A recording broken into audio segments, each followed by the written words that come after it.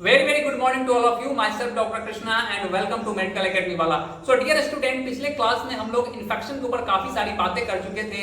Infection क्या होते हैं, इन्फेक्शन वर्ड का मतलब क्या होता है और इन्फेक्शियस एजेंट कौन कौन से होते हैं, इन सारी चीजों के ऊपर हम लोग ऑलरेडी बात कर चुके हैं. आज हम लोग बात करने वाले हैं कि जो हम लोग का बच गया था टाइप ऑफ इन्फेक्शन के ऊपर, उसके बारे में हम लोग चर्चा करेंगे. तो आइए हम लोग शुरू करते हैं. तो टाइप ऑफ इन्फेक्शन को समझने से हमें टाइप ऑफ इन्फेक्शन, कितने तरह के इन्फेक्शन होते हैं उसके ऊपर हम लोग चर्चा करते हैं. एक्सोजीनस इन्फेक्शन के बारे में पहला जो इन्फेक्शन की वैरायटी आती है उसको हम लोग कहते हैं एक्सोजीनस. एक्सोजीनस, एक्सो का क्या मतलब होता है? एक्सो का मतलब होता है आउटसाइड. क्या होता है? आउटसाइड. जो कि हमारे बॉडी से बाहर का चीजें हैं उसको हम लोग क्या कहते हैं? एक्सो कहते हैं. एक्सो कहते हैं. और जितने भी वायरस हैं, ऑल वायरस, ठीक है. उसके बाद पैरासाइट एंड जितने भी फंगस हैं, जितने भी फंगस है और साथ में सम बैक्टीरिया, ये सब हमारे कौन से हैं? एक्सोजीनस इन्फेक्शियस डिजीज प्रोड्यूस करने वाले हैं. तो सम बैक्टीरिया. अब हम थोड़ा सा यहां पे बात कर लेते हैं कि एक्सोजीनस का डेफिनेशन क्या होता है. तो एक्सोजीनस का लिखते हैं कि infectious agent comes in body from outside. Infectious agent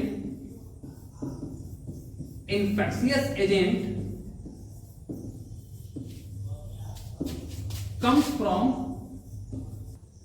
from environment.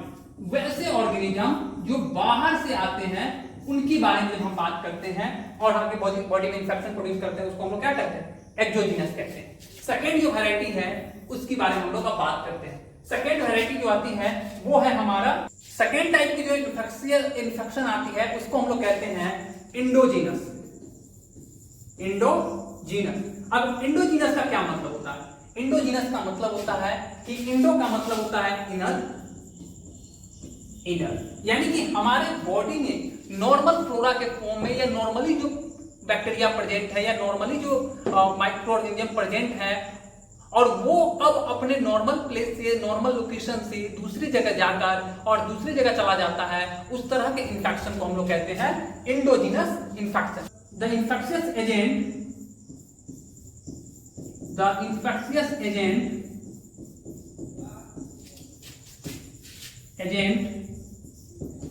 enter in body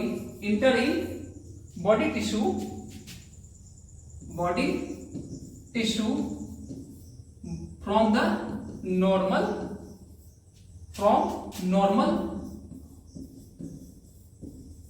flora place. जो हमारा नॉर्मल प्लेस है जहां पर माइक्रोऑर्गेनिज्म को, जैसे कि आपको मैं बता रहा हूं कि डिसेंडिंग क्लोन में नॉर्मल फ्लोरा रहता है.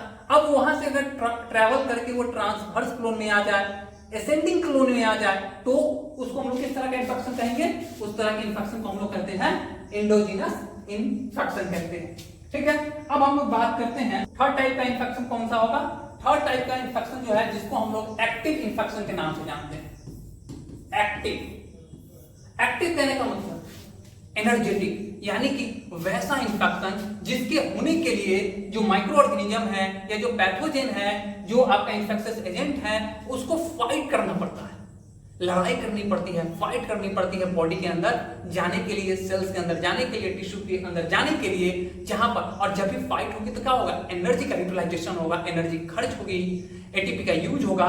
वैसे में जहां पर एनर्जी यूटिलाइजेशन होती है उस तरह के इन्फेक्शन को हम लोग कहते हैं एक्टिव इन्फेक्शन. सो इसका डेफिनेशन लिख लेते हैं. The infectious agent enter in body, the infectious agent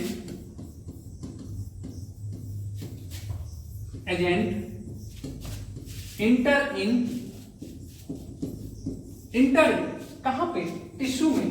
enter in cells और tissue by utilising energy, utilised energy. अब जब वो एनर्जी का यूटिलाइज करके उस जगह पर एंटर करता है, और कभी भी आप जानते होंगे जब भी कोई चीज एक्टिव होता है, एक्टिव का मतलब क्या, एनर्जी, यानी कि जहां पर ऊर्जा का खर्च होना, एनर्जी का लॉस होना, वहां पर ये होगा। तो यहां पर इस तरह के इन्फेक्शन को हम लोग कहते हैं एक्टिव इन्फेक्शन। और ये कहां होगा, तो पैथोजन कहां से एंटर कर सकता है, तो पैथोजन एंटर कर सकता है माउथ से, नोज से, ईयर से, आई से, ठीक है।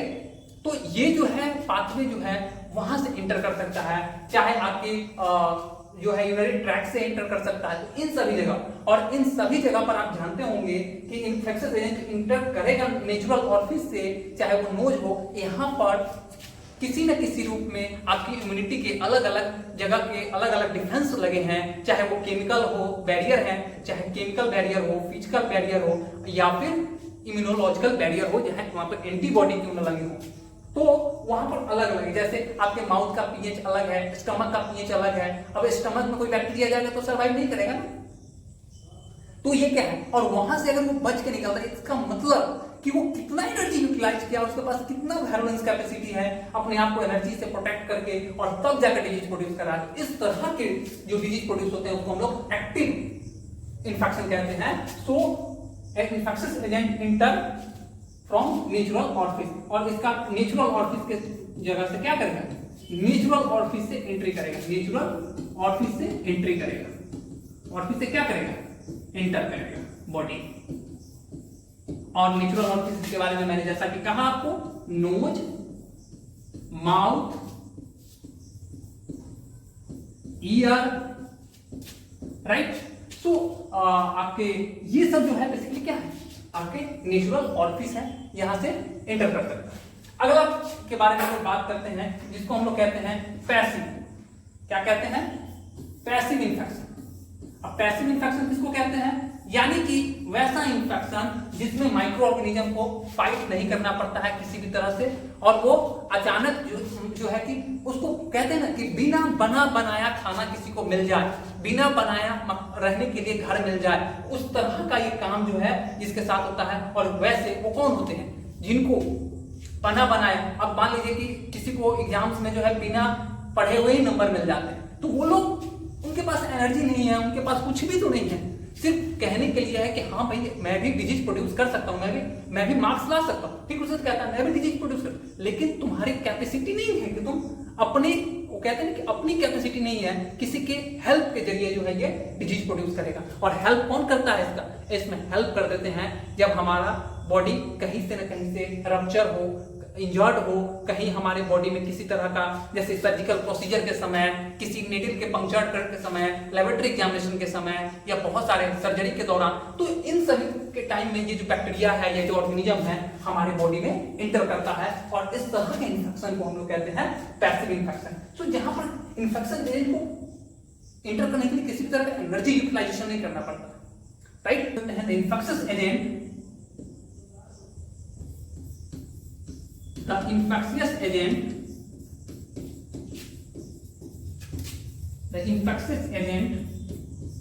enter in body by passive process,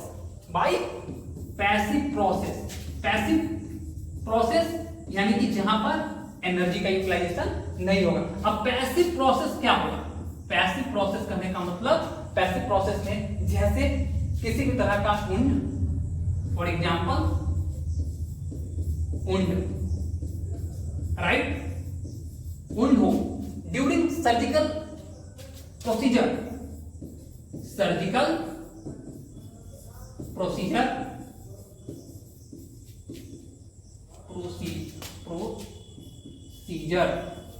right, during surgical procedure, और हो सकता है कि बाय द लेबोरेटरी, इस समय बाय लेबोरेटरी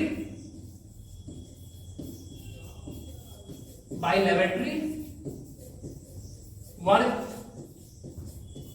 इस सब के दौरान, या फिर जैसे आप रोड पर जा रहे हैं, अचानक से आप जैसे नहीं देखे और वहां पर कोई कील है जो आपको पैर में अचानक से चुभ गया।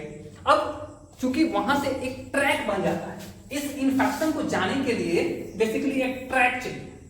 क्या चाहिए? एक रास्ता चाहिए। बिना उस रास्ते के लिए बॉडी में एंटर नहीं कर सकता है। स्किन के लेयर को पेनिट्रेट करने की कैपेसिटी नहीं है इस ऑर्गेनिज्म के पास, ठीक है। और इसमें आते हैं आपके कौन कौन से, और एक और जगह होती है जैसे ब्लड ट्रांसफ्यूजन करते हैं।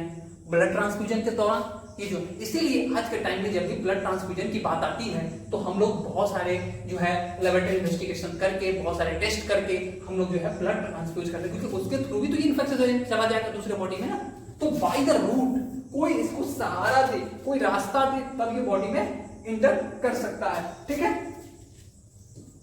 अगला जो इन्फेक्शन एजेंट आता है, इन्फेक्शन आता है, उसको हम लोग कहते हैं वर्टिकल इन्फेक्शन। क्या कहते हैं?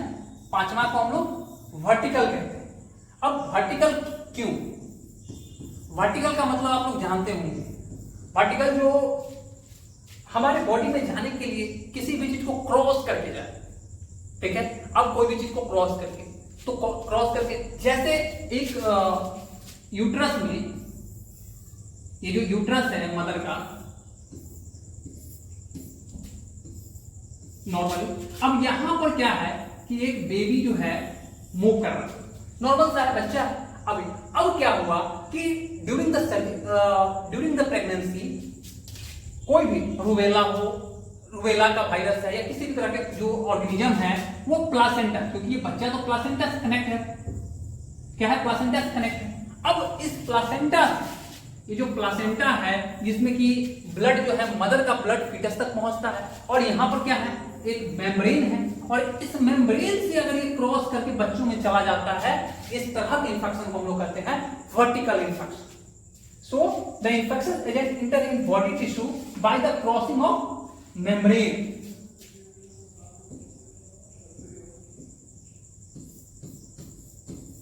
The infectious agent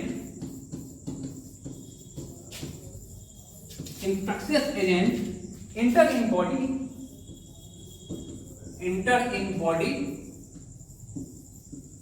by cross the membrane। किसी भी तरह के मेम्ब्रेन के क्रॉस करने के बाद जाकर डिजीज प्रोड्यूस करता है, खास करके इंट्रायूट्राइन लाइफ में ये जो फीटस है, ये जो बच्चा है, इसके ऊपर जो है ये डिजीज प्रोड्यूस करता है। जैसे आप जानते होंगे, और फॉर एग्जांपल में आप लिख सकते हैं प्लासेंटा,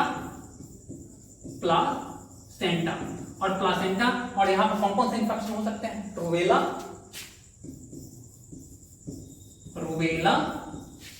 टॉक्सिकोप्लाज्म और हर्पीस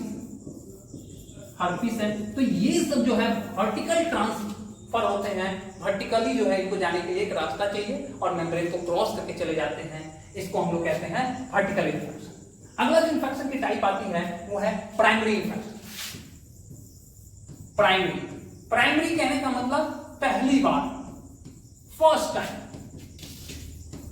जब भी कोई भी पैथोजन आपके बॉडी में फर्स्ट टाइम आता है उसको, और आके इंफेक्शन प्रोड्यूस करता है, उसको हम लोग कहते हैं primary infection. So the infection agent first time come in body, the infectious agent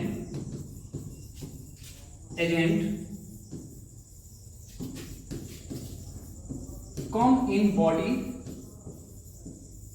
में कम आता है, agent come in body first time, पहली बार जब बॉडी में आता है उसको हम लोग क्या करते हैं? First time.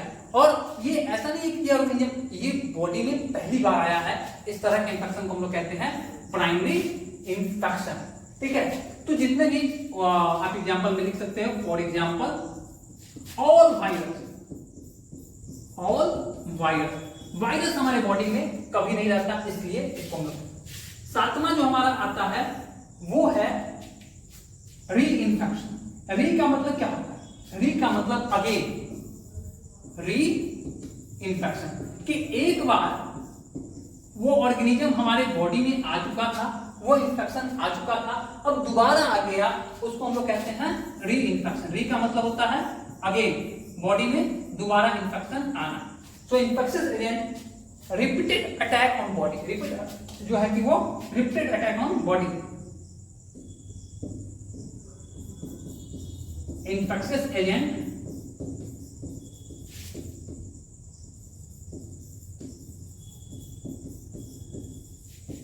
come in body again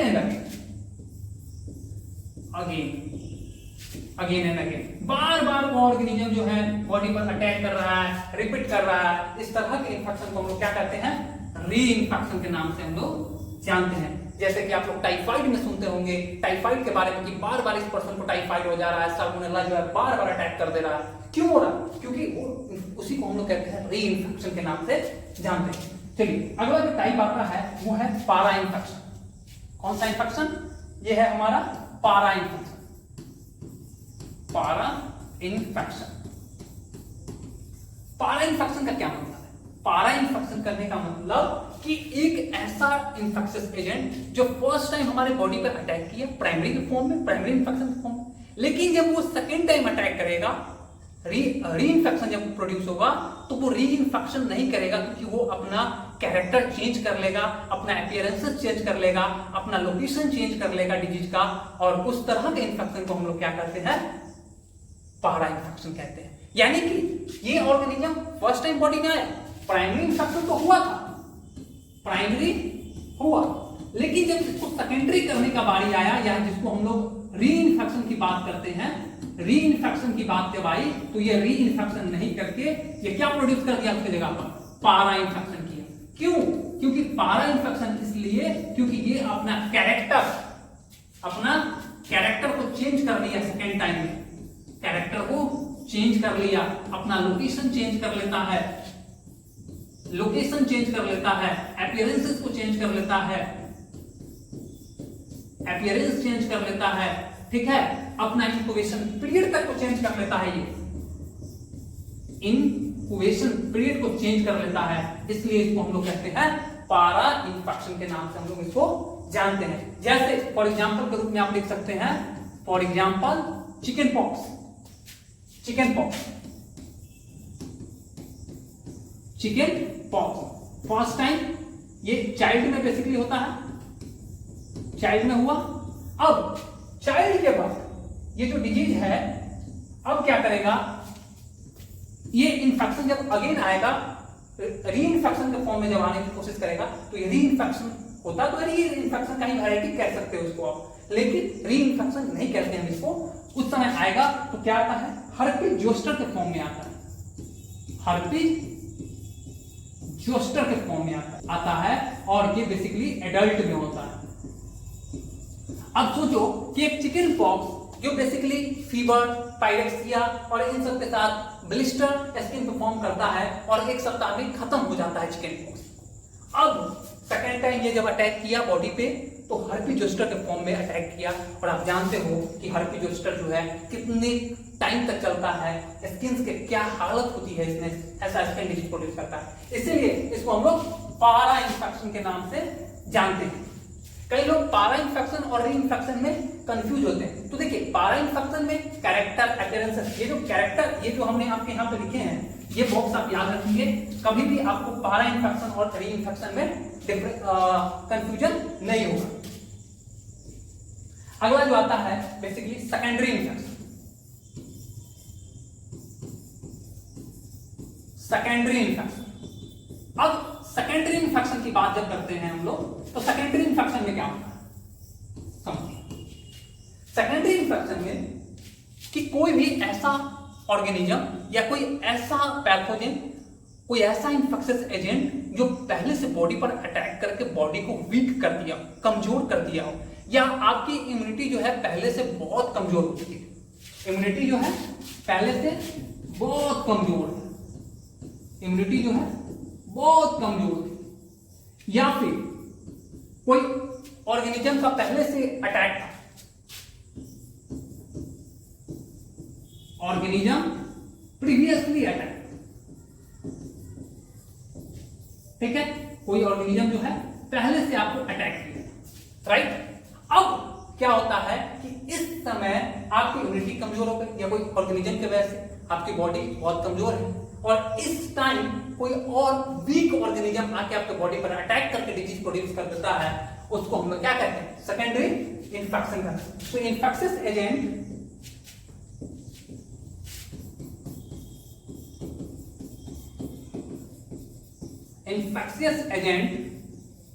ठीक है, इन्फेक्शियस एजेंट इंटर इन वीक टिश्यू, इंटर इन वीक टिश्यू, वीक टिश्यू या week immunity, week immunity.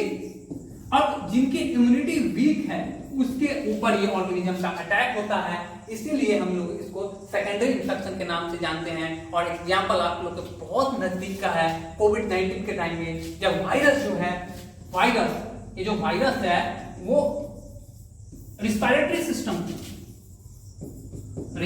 System को पर अटैक कर रहा था, और उसी के दौरान जब इम्यूनिटी वीक हो रही थी वायरस की वजह से, उसी समय ये फंगस जो है अटैक कर रहा था सेकेंडरी इन्फेक्शन के फॉर्म। तो कई बार हम लोग जो है वायरस के, और खास करके क्लिनिकल लाइफ में आप लोग देखेंगे कि in the cases of viral cases में, वायरस के इन्फेक्शन में, वायरल डिजीजेज में हम लोग एंटीबायोटिक्स चलाते हैं। और कई बार ये पूछा भी जाता है कि वायरस को एंटीबायोटिक तो क्यों नहीं करती, तो फिर आप एंटीबायोटिक क्यों चला रहे हैं?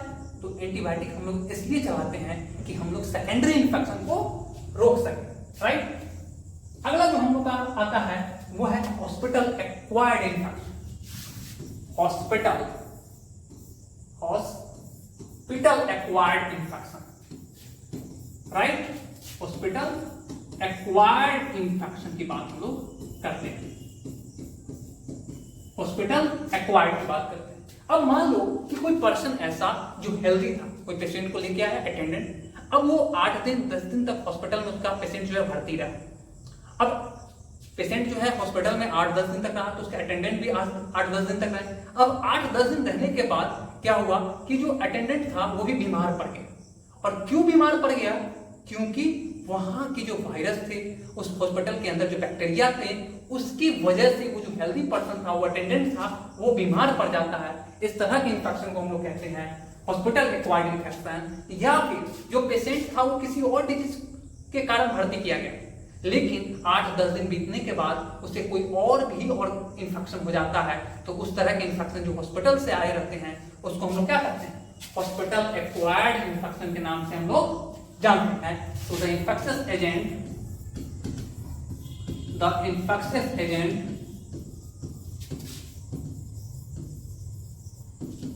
enter in outer patient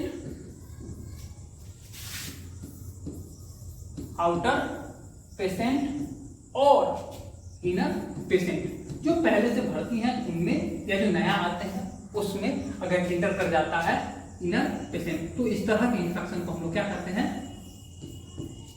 hospital acquired infection के नाम से जानते हैं। और एक तरह के और इन्फेक्शन की हम लोग बात कर लेते हैं जिसको हम लोग सेप्रोफाइटिक इन्फेक्शन के नाम से जानते हैं, सेप्रोफाइटिक इन्फेक्शन के नाम से जानते हैं। आइए हम लोग बात करते हैं सेप्रोफाइटिक इन्फेक्शन किसको कहते हैं। सेप्रोफाइटिक इन्फेक्शन कहने का मतलब कि वैसा इन्फेक्शन जो डेड सेल्स पर अटैक करता है, डेड सेल में होते हैं, मरे हुए सेल्स में होते हैं, इनको हम लोग सेप्रोफाइटिक इन्फेक्शन के नाम से जानते हैं। सेप्रोफाइटिक यानी कि इन्फेक्शियस एजेंट अटैक ऑन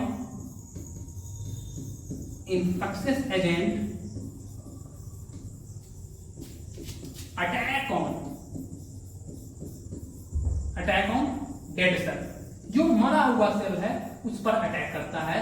इस तरह के इन्फेक्शन को हम लोग क्या कहते हैं, सेप्रोफाइटिक इन्फेक्शन के नाम से जानते हैं। तो ये सारा हम लोग का क्या था, इन्फेक्शन के टाइप थे। और इसके अगले क्लास में हम लोग मोड ऑफ ट्रांसमिशन के बारे में पढ़ेंगे कि कोई भी इन्फेक्शियस एजेंट कैसे एक लिविंग बॉडी से या एक होस्ट से दूसरे होस्ट में जाता है, उसके बारे में हम लोग चर्चा अगले क्लास में करेंगे।